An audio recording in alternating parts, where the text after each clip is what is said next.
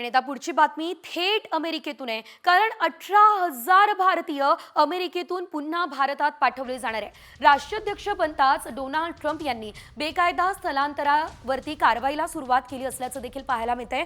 अमेरिकेत एकूण 10,10,00,000 लोक बेकायदा राहतात असा अहवाल आहे। 7.25 लाख भारतीय बेकायदा राहतात असा अंदाज आहे आणि आता या बेकायदा लोकांना त्यांच्या मायदेशी पाठवण्याची कारवाई सुरू झाली असल्याचं कळत आहे। राष्ट्राध्यक्षपदाची पुन्हा एकदा आपण पाहतोय ट्रम्प यांनी शपथ घेतली आणि त्यानंतर ट्रम्प आता ॲक्शन मोडमध्ये दिसत आहे।